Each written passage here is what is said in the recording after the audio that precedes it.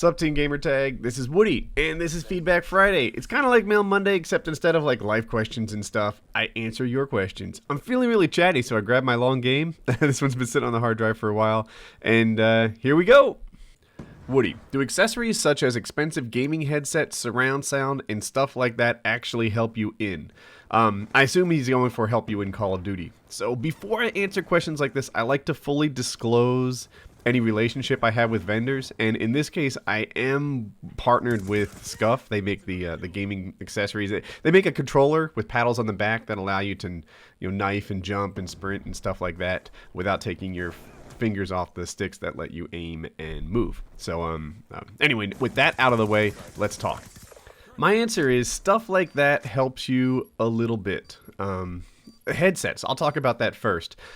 Headsets used to help a ton in Call of Duty. Like back in Modern Warfare 2, I would perform bat-like feats of echolocation, and it was great. I felt like it was nearly having a UAV up all the time because I would run dead silence. They would have their big clumping footsteps around, and my whole team actually would run dead silence. So anytime I heard a footstep, I was just about guaranteed that it was going to be an enemy.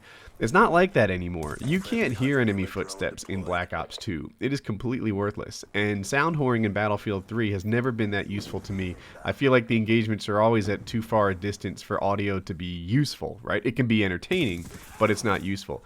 In Black Ops 2, it's just like that. The audio in Black Ops 2 is, to me, super entertaining. They do that effect where they like throw the voices and stuff. If you don't have a headset, then you might not want to know what I mean. But that, when they're yelling, if you want to move, you gotta get, or if you want to get paid, you gotta move, or something close to that. When I first played Black Ops 2, I've said this before, I literally thought the SWAT team was at my house again. And I got the game early, I was all excited, and I was like, oh crap, I gotta deal with this stuff right now. But it wasn't Black Ops 2 downstairs busting down my door. It was the gaming headset and the game audio from BO2. But as far as making you better, in Black Ops 2, headsets don't do anything for you. Nothing. They are completely worthless. They're nice in that other people in the house don't have to listen to your repetitive gaming sounds. They're nice in that I guess the audio is entertaining, but for helping you play better, headsets don't do it anymore. They just don't. Nice nade, Woody. But the Scuff helps. The Scuff controller does actually help you knife. I have one of my paddles set to sprint, which I find to be less exhausting than like holding down the thumbstick all the time. And I know you only have to tap it, but what happens to me is I want to sprint past the sprint duration, and I sit there and just mash on the thumbstick to get going again. Anyway, I find that the Scuff controller is still useful in Black Ops 2, but the headset, because of the way the audio works, is not. Hopefully for Modern Warfare 4, the headsets start having value again, but they just don't this year. So that's my answer. Oh god, I guess I feel obligated to say, if you do want to Scuff, there's a code in the description of any one of my videos that get you 5% off. But that's not the point of this. The point of this is to help you guys out. Let's move on to another question. Woody, did you ever find Yorgi? Wow. So, like a year ago, in Painkiller Already, I told a story about this guy named Yorgi. When I was, I'll say 18 maybe, I was going to the boardwalk, and I had just had surgery on my arm, and it was on the nerve in my arm, so it was literally paralyzed, and it was in a sling, and I couldn't move it or feel it. And, I was always expected to get feeling and movement back in my arm, but even now, my left hand is somewhat crippled. Another story for another day. So I was in the hospital for like 4 days, and the day I came home, my friends came to my house, and they were like, Woody, let's go out, let's make you feel better, stuff like that. So we were headed to the boardwalk, because I lived in Ocean City, New Jersey, and it has a boardwalk, and we were going to go to the boardwalk and just walk it and stuff like that. And on our way there, we're college freshmen, this group of like drunk high school seniors starts like, they weren't doing very much, actually. They were just kind of being loud and obnoxious. And my one friend, Tracy Super, you know who you are, he said something to them as we walked by about like being drunk and being young or something like that.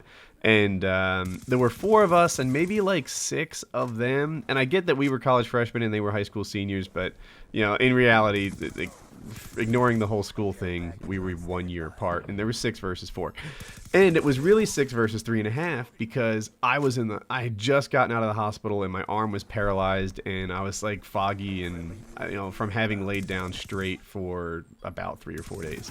Anyway, I'm in the back of our group because because I was like a straggler, right? I wasn't fully healthy, and they said something, or my friend said something, and then they're like, turn around, and like idiots, we stop and we turn around, and now me in the back of the group is in the front of the group, because that's what happens when everyone turns around, and so is Tracy Super.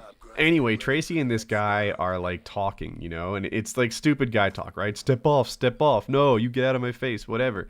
And at one point, this guy hits my friend Tracy Super. Like he throws a surprise punch. It wasn't a total surprise punch because they were running their mouths, but he threw the first punch. No put up you dukes kind of warning, and he splits Tracy's lip. Like good. Now he has essentially 3 lips, like a dog would, right? Like 1 bottom lip and then 2 flappy lips on the side. And I put so one arm's in a sling and it's like across my belly, and the other arm I reach across like to sort of like hold Tracy back or imply like it's not too late to have peace here. And at that point, Yorgi broke my nose, and that that about tells the story. Like he punched me in the nose and it broke in 2 places, and I've had my nose broken like 4 times now. Sometimes from fights like that one, and sometimes just from like wrestling with my dog. I broke it one time. Not the dogs I have now, but anyway. So I always thought to myself, like, this guy Yorgi was smaller than me. Like a healthy version of me would have beaten Yorgi every day. And but instead, he caught me on like the one day in my life in which I was like, I had a paralyzed arm and I was nearly defenseless. And I've often fantasized, like, how nice it would be for a healthy version of me to meet up with Yorgi and even the score.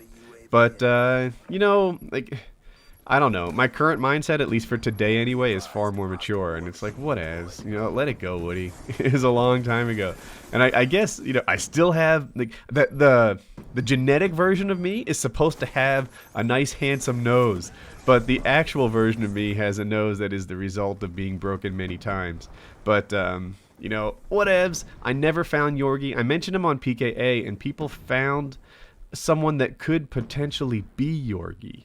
And he's a professional boxer, retired now because he's my age. But I was like, I wonder if he was Yorgi or not. Like I wasn't quite sure. But there was a Yorgi, and he kind of roughly resembled this guy. And he was a pro boxer, as his career for a while. So maybe it was better off that I never found him. I'm not quite sure. But there's the Yorgi story. Woody, what does your extended family think of your job as YouTube creator? All right, I'll answer that plus some. My, I guess, non-extended family, what do you call them? Close family? They think it's really cool. They think of it like my father thinks I'm this guy who took a chance, was like an entrepreneur, created something from nothing, and he's really proud of me. I think my mother thinks along the same lines. My extended family, I think they think like I don't have a job. Like, my brother-in-law's a policeman, and everyone sort of gets that like policemen have jobs, and sometimes they have schedules and places they need to be and things like that. But as a YouTube creator, it's almost like you're a trust fund baby or something. Like, I guess Woody kind of sort of has a job, maybe. He earns money somehow, but it doesn't have the same sort of like, understanding that there's a schedule, that you can't just do anything you want to, that there's sometimes there's big hours in what you need to do. And whereas I think if I was not even just a cop, like let's say I was an actor or an athlete, I think everyone would sort of get and understand that there's work to be done. But when you're a YouTuber, it's like, well, you just play for a living, and they don't really get that. It's sometimes there's stuff to be done, but whatevs. I still like the job. Woody, how do you feel about Hope's new boyfriend? Well, they've been dating for 2 weeks, so I think everyone's getting to know each other. But so far, like, in one word, he seems nice, and that's hugely important to us. Like, at one point, I had this manager, and I guess I was saying, like, oh yeah, my in-laws like me for this reason and this reason. And she said, well, probably the big thing is that you're nice to Jackie. That's like paramount. That's the most important thing in a parent's eyes. Like, how do you actually treat the daughter? And somehow that was a wake-up call to me. It was like, oh, you mean they don't judge me by, like, income and looks and, I don't know, things that potential boyfriends would judge you by? No, they don't. The overwhelming thing that really, really counts is how nice you are to their kid, daughter, son, whatever. And back to Hope's boyfriend, he seems like he's really nice. That's what I like about him. So, and he, there's this concept of IQ, right? Intelligence quotient that determine how smart you are. And then there's this concept of EQ, emotional quotient, that turns out, like how well you relate to other people's emotions and state of minds and feelings. And it's just as important as IQ. Well, anyway, he seems to have a very high EQ. He kind of gets what people are thinking and feeling and knows how to respond to it. And seems like a good guy. So we'll see. Hopefully he dates Hope until, she wears out of him and then moves on. That would be the ideal ending. Who is your favorite YouTuber that you enjoy watching yourself? So actually, right, it changes, right? My minds change around. There was a time when Jenna Marbles was maybe my favorite, but right now it's this guy named Bammo, Bammo. And he doesn't make gaming videos. He makes videos for people that make videos. He has a series called Weapons of Mass Production, and he'll do like mic talk.